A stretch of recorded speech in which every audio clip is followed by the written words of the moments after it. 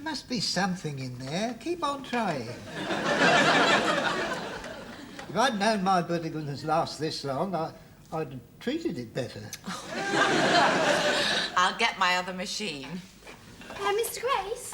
Mr. Grace, can I send down to stock for another pair of tights? Well, only I just caught these on my desk and I've lathered them, look. Oh.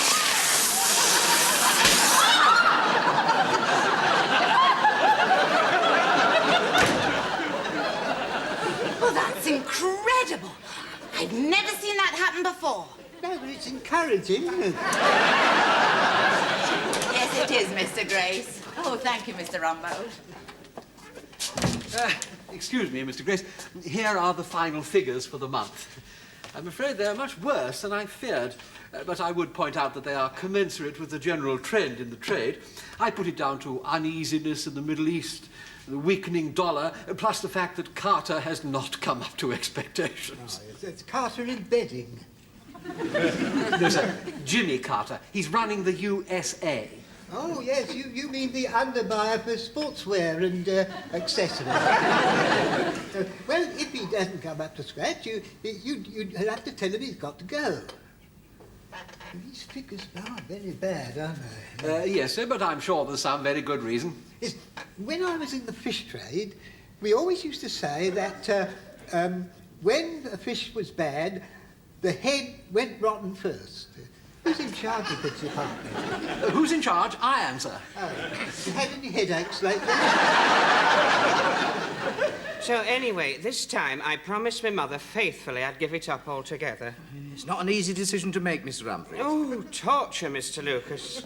Anyway, Ben-Hur was on the television, so I thought, well, that'll take my mind off it for 4 or 5 hours. Well, it had just gone 12 o'clock. I couldn't contain myself any longer, so I took my boxing gloves off. You'd lost the battle then, hadn't you? Precisely. My hand fitted straight into the sweet jar. Do you know, within 5 minutes, I'd scoffed the lot. Thank you so much, madam. Anyway, I was so upset that Mrs. Axelby came with me to the police station. Well, I couldn't have got a word out. Do you know, it must have been awful for you. Oh, it was. Well, Mrs. Axelby could see the state I was in, so she went straight up to the sergeant at the desk and she said, "Have any of your constables reported having seen this lady's pussy?" And had they? No. But he took my name and found out where I lived, and they all promised that keep an eye out. Looking for the sunshine, everybody comes your way. Yeah, Warwick, shove it down about there. That's lovely. That's nice. Yeah, OK, Warwick, yeah. Mr. Harmon, I'm getting rather tired of telling you not to appear on the floor when the store is open. In that case, why don't you give up? Is that for me, Mr. Harmon? Yes, Mrs. Slocum. It's a new point-of-sale model for ironclad hosiery. It is rip-proof, snag-proof and run-proof. Guaranteed against rugger, hockey or a scramble into bramble. The only tights that will stand up against the ultimate test. A good going over with still wool.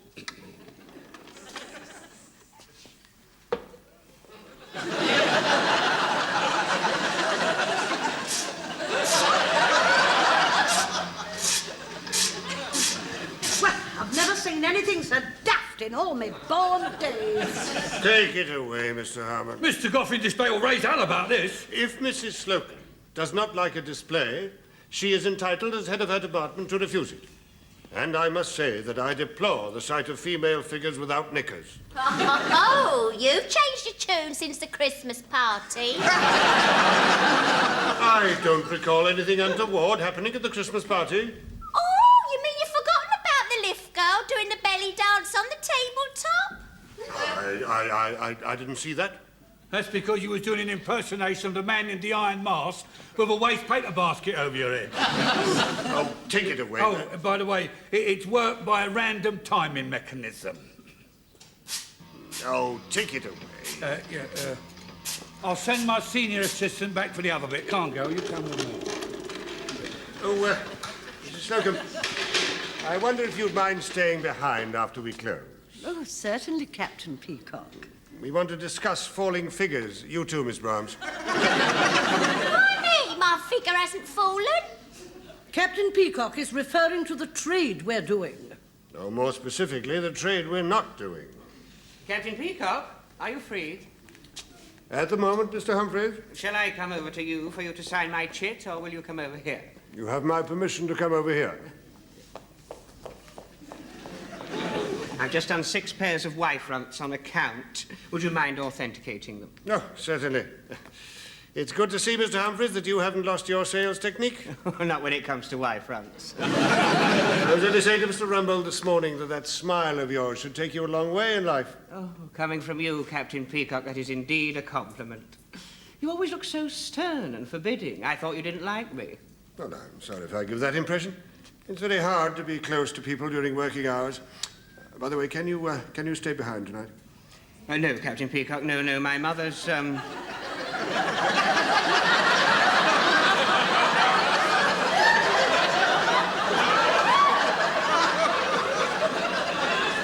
My mother's rug machine's gone faulty, and I promised I'd, She wants to have it finished for,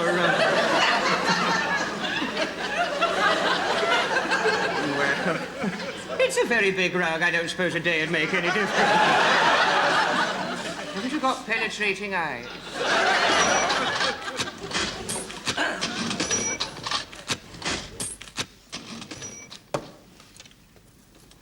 You won't be long on that phone, Mr. Humphreys, will you? No, Captain Peacock.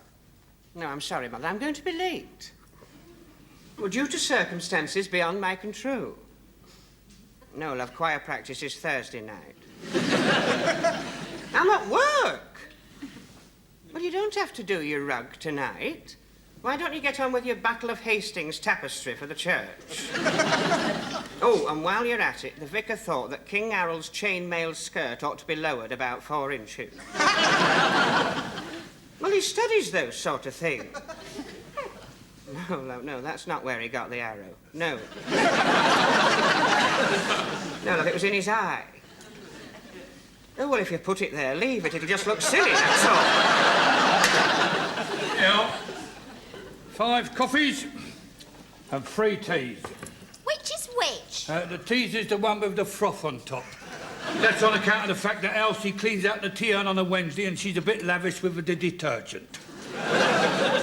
Why isn't the coffee frothy? Well, Miss Wodonga does that and she uses Vim. Oh, by the way, there's 3 water biscuits each. They're all soggy. That's right, because they're made with real water. Did you know that the Americans won't buy our biscuits? No, I didn't know that, Mr. Tebbs. Why is that? They say that there are more than the acceptable number of mouse hairs in them.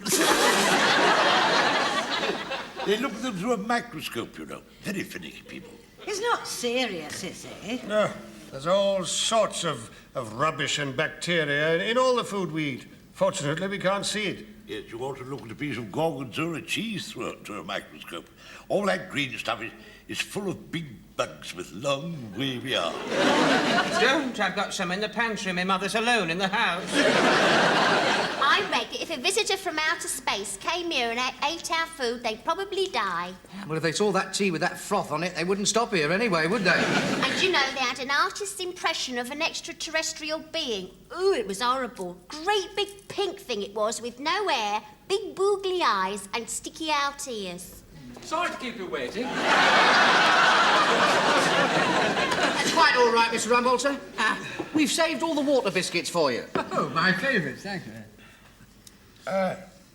I've got a favourite biscuit, but I can't remember the name of it. I know it's got something to do with Friday. Yes, well, after that astounding piece of information, can we get on? Yes, I'm ready. Well, it's common knowledge that sales are seriously down and drastic measures have to be taken. Mr. Rumbold has had a meeting with young Mr. Grace, and he will now inform us of the result. Yes, well, I'm afraid it's more serious than we thought. Every economy has been carefully considered. Many of them will be put into effect. But I'm afraid we can't avoid the one we all feared the most. Staff reductions. This department cannot escape. And I'm afraid somebody will have to go. But I deeply regret this. It's no exaggeration to say this is the saddest day of my life. May I be the first to say goodbye to you, sir, on behalf of all of us? May I thank you on behalf of all of us for all the little kindnesses you've shown us. And I know that I speak for every one of us when we wish you every best of luck in finding yourself a new job, which, of course, at your age will be no easy task. Mr. Lucas, have you gone mad? Redundancies don't apply to executives at my level. Oh, in that case, may I say I'm sorry I am. So it's one of us what's going to get the tin tack. And may I also say that it does not apply to middle management at my level. Well, there has been a further meeting about that, and as a result, I must say that it definitely does apply to middle management at your level. May I be the first to say goodbye to you, sir, and on behalf of all of us... Shut up and sit down. Well, who is going to go? We might as well know the worst. Well, for some time, young Mr. Grace has wanted to introduce worker participation into all major policy decisions. He would therefore like you, the workers, to decide which one of you is going to go. Bath Oliver. Where does he work? No, that's my favourite biscuit. I've been sitting here racking my brains to remember what it was. I knew it had something to do with Friday. Friday night is my bath night. Haven't you been listening? We've got to cut down. Oh, we had to during the war, you know. We were only allowed 5 inches. And I used to share mine with Mrs. Tebbs. You haven't been listening, have you? No, I haven't. The department's running at a loss, and one of us is going to get the sack. Oh, who is it? Last in, first out, I say. Well, I was last in. And may I be the first to say goodbye? And to say thank you for all them little kindnesses which I'm sure you intended to do and would have done if you'd ever got round to doing them. You're full of old world charm today, aren't you? What have I ever done to you? Nothing, because the only time I let you take me out, that usherette had a new battery in her torch.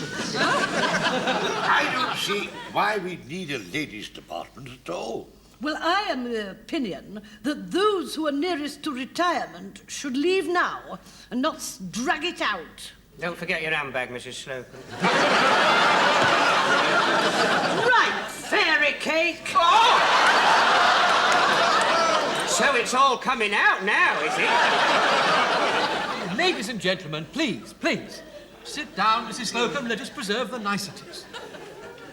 You know, I'm put in mind of the year 1912, when that gallant explorer, the late Captain Scott, was trapped in the frozen wastes of the Antarctic, in a tent with a handful of companions. The blizzard was blowing fiercely outside, the temperature was 45 degrees below, and the dwindling food supplies were obviously insufficient to allow them all to survive. No one knew the situation better than the brave Captain Oates. And one night, he got up from his sleeping bag and said very casually, "I'm just going outside for a while." He never came back. He had made the decision to sacrifice himself in order to save his companions. If that had happened today, they'd have all eaten Captain Scott.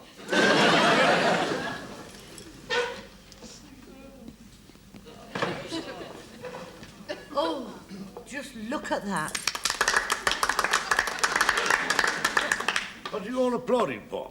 We're applauding for you, Mr. Tebbs, sacrificing yourself for our jobs. Don't be silly. I'm going to spend a penny. No, on second thoughts, no. It puts me in mind of the story of Long John Silver, who left the room for a while, and when he came back, they handed him the black spot. Well, what did that mean? That was a pirate's way of telling you you've had your chips. Well, how are we going to decide? I couldn't help overhearing your conversation due to the fact that I've been listening to every word. And if I may say so, as a fully paid-up union man, I am very experienced at such matters. And when we wish to make a momentous decision, like getting rid of the government, we hold a secret ballot. Very good idea. Let's all write down who we think should go. Here, use my bill pad. And I think you should also write down the reasons for your choice. That will help me when I explain to young Mr. Grace. Excuse me, brother.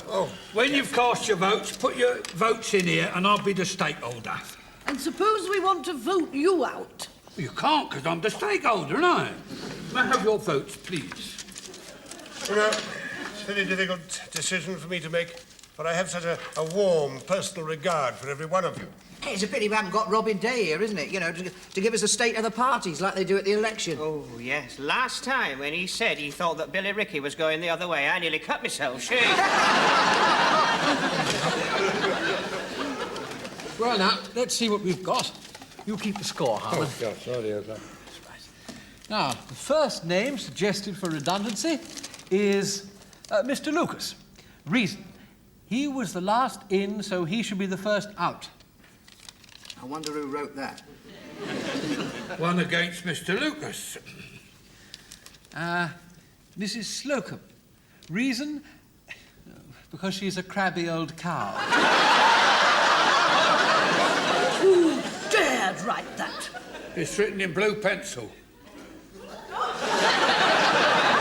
One against Mrs. Slocum and 5 to go. Miss Browns. Reason: non-cooperation at the Christmas party.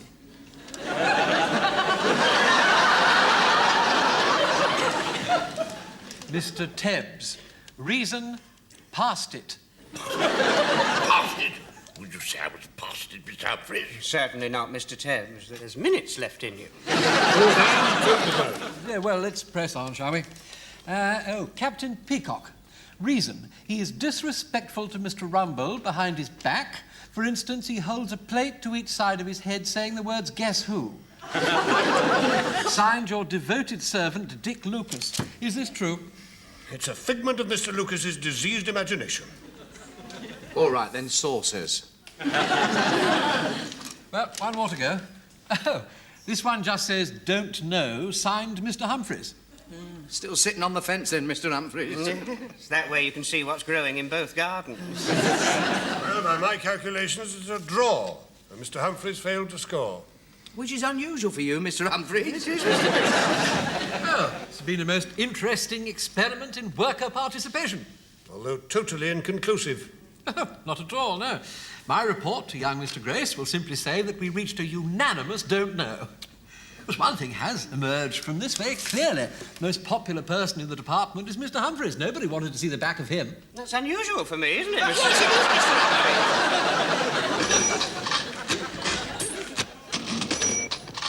Oh, talk about economy cuts. This is ridiculous.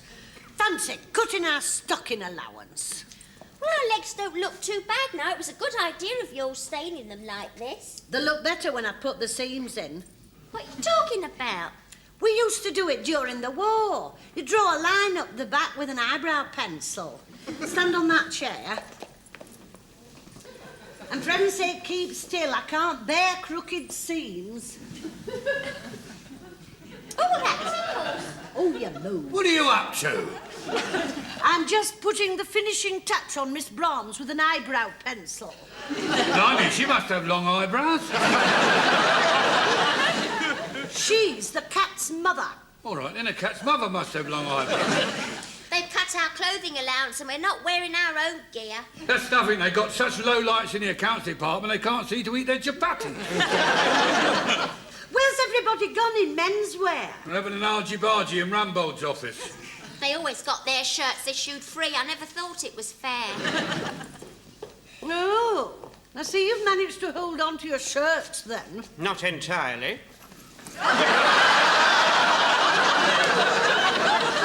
While I'm here, it's pencil day. Hang about. There's two of us, you know. Oh, sorry. That's part of Mr. Grace's economy drive. I'm surprised you didn't cut it into 4. Well, we tried to, but we couldn't get it in a pencil sharpener. Hello. No, Captain Peacock. I see you've managed to hold on to your staff shirt. Yes, but I suffered defeat in some other directions.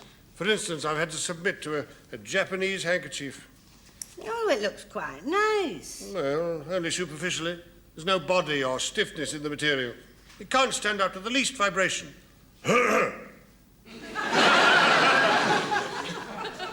Has anyone seen Mr. Tebbs? Not since he heard that Mr. Pengelly from Garden Furniture had got the sack because his hair's gone grey. Oh, marvellous. It makes the years drop away. They assured me it was quite undetectable. It would be. It would be if he took the price tag off. Come here. Any news from upstairs? Yes, I left Mr. Rumbold on the phone to young Mr. Grace. We should be hearing something quite soon. Pay attention, everybody. I have a very important announcement to make. Who are you? I'm young Mr. Tebbs. Good heavens. Well, it's as I feared. Young Mr. Grace feels that this department could well be run with one less counter-assistant. Well, that can't apply to the ladies. There's only 2 of us to start with. Well, it is felt that the ladies' department could well be run by 1 person, or the gentlemen's by 2. Well, then who is going to get that chop? Well, young Mr. Grace is most anxious that everyone should have a fair chance and should be allowed to state his case. To that end, on Saturday afternoon, he will join us and he will look into every aspect of everyone's talent and capabilities, and on that basis he will decide. So, till Saturday afternoon, When the axe will fall. You shave your moustache off, you could get a good job as Harry Seacombe.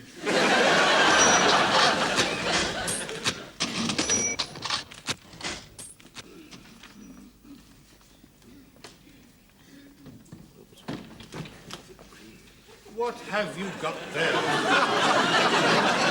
They're making a book down in packing, and there's heavy bets on who's going and who's staying.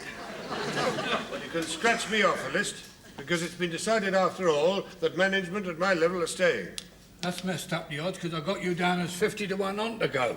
Captain Peacock, non-runner. Well, what odds are the others then? Slocum, experienced mare, despite weight handicap, could stay the field, even money favourite. Brahms, filly, last time out was at the Christmas party. Fell at the 3rd brandy, 5 to 1. Tebbs, long in a tooth, broken wind. Age and weight goes against this runner, 50 to 1. Lucas, young stallion, enjoys his oats, but never passes a filly. And always a good finisher. Ask Nancy, the lift girl. 10 to 1. What about me? I got you down as a good each way bet. I always have been. Hello. We're down to starters orders. Good afternoon, everybody. Good afternoon, Perhaps you ladies would like to come and sit down with us. Have you and Nurse? Sit down. Thank you very much. Now then, sir, the first question that we have to decide is whether Miss Brahms or Mrs. Slocum should go. Right, Slocum versus Brahms. I'd like to say a few words on behalf of Miss Brahms. Carry on, Mr. Lucas. Right, thank you. Well then... Excuse me. Stand up when you address Mr. Grace. I'm sorry, Your Honour. May it please your lordship. When I go into a lady's shop, I think it's very nice to see a nice, pretty girl behind the counter.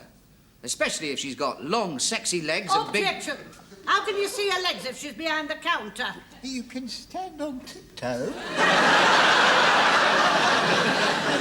Objection overruled. Thank you very much, Your Lordship. And now I suggest that Miss Brahms and Mrs. Slocum show us their legs and all that we can assess their merits. Slocum, 101 to get the sack. I must say a word for Mrs. Slocum. I cannot have her subject to this unseemly exhibition. My legs are not unseemly. Oh, shut up, I'm on your side. If I go into a lady's shop to buy a pair of tights, I'm not interested in looking at girls' legs. I like to see a nice motherly figure with an understanding smile.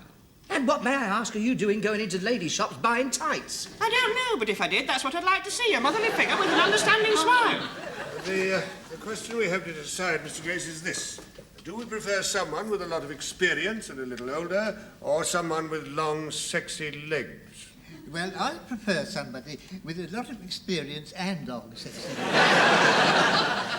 I don't know about that, but my legs are sexier than Mrs. Slocum's. Stop influencing Mr. Grace. Too late, I've been influenced. Before you decide, sir, we should examine the men. I don't want to see their legs. Sir, if I might just read an extract from Mr. Tebbs' record. It'd be upstanding, Mr. Tebbs. Mr. Tebbs has been with this firm over 40 years. He was 12 years with bathroom fittings, received 76 citations for selling complete marbleized bathroom suites. In 1968, received long service pen and pencil set. That was a memorable day. Mrs. Tebbs got drunk.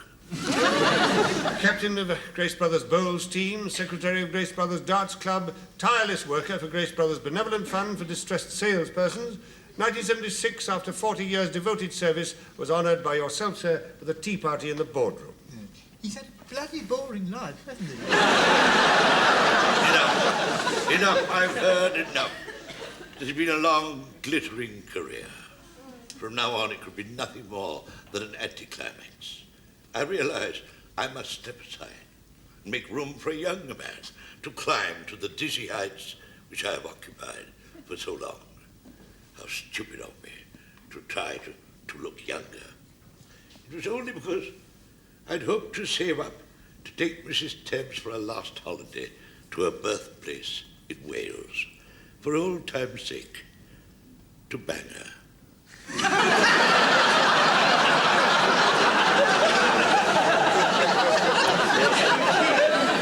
I realise now I probably shan't be able to afford it. So, farewell, my friends, my counter, and my life. Oh, no, I can't bear it. Stop it now. Bring it back.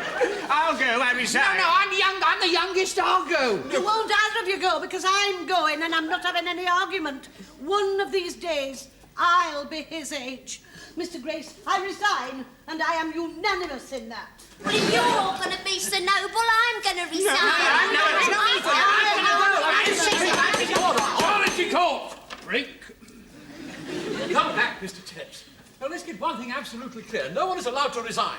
I shall decide who's going to go. Oh, in that case, may we help you? Mr. Grace, are you free? I'm free. Follow me.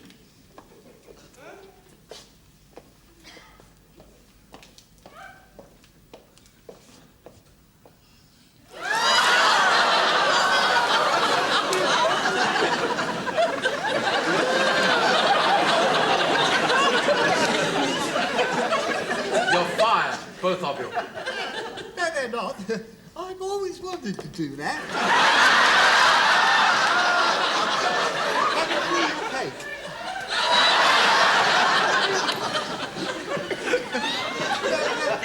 I enjoyed that. So, see you all on Monday. No, sir, what about the economy cuts? Oh, they've been cancelled. I'm introducing a 3-day week. What, for the store? Oh, no, for me. It's very boring in my office. Supposing something comes up while you're in the country? We'll send him somebody with long, sexy legs and lots of experience. I think he'd do much better with an understanding smile.